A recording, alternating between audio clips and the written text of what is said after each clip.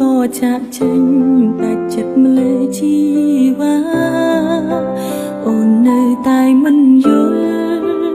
ឬបងមានអ្នកណាក៏មិនដឹងខ្លួនថាអូនខំអ្វីជួយប្រាប់ផងអោបហើយមិនចង់លេងឬអូនអោបបងណែនតែអូនខ្លាចទឹកមែនពិតមិនចង់បាត់បង់នួនល្អមើលកែវភ្នែកនាងនេះក្រែងនឹករឿងកូនឡងសូមជួយប្រាំអូនផងថាស្ងួនមិនចេញទៅណាយ៉ាងហោចណាស់នឹងដល់អាទិត្យរួចកាត់ជាថ្មី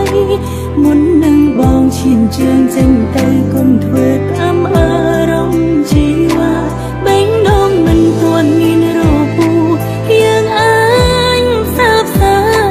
កុំឲ្យនាងណាបំបែកបងចេញពីអូនទោះយ៉ាងណាបេះដូងមួយនេះនៅតែស្មើស្មោទុំឈិនចោលបើមានកំហុសសន្យាលែងឲ្យខំច្រើនដងទុំតាំងភ្នែកឲ្យវានៅហោឈរក្រោយខ្នងវិលវិញនួនអងជូនតាំងភ្នែកស្រីម្នាក់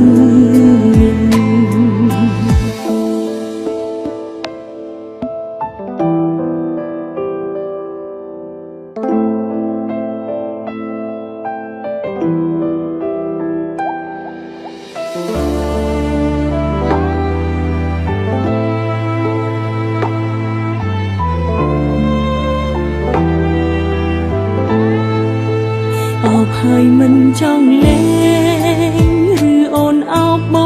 ងណែនតែអូនខ្លាចទឹកមែនទឹកមិនចង់បាត់បង់នួនល្អ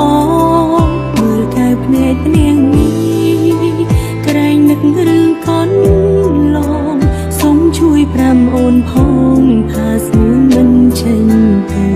ណាយ៉ាងហោចណាស់នឹងដល់អាទិត្យរួចកាត់ជាថ្មីមុននឹងបងឈានជើងចេញទៅគុំធ្វើតាមអារម្មណ៍ជីវ៉ាបេងដូងមិនទាន់មានរពូយើងអាចសើបសាកុំឲ្យនាងណា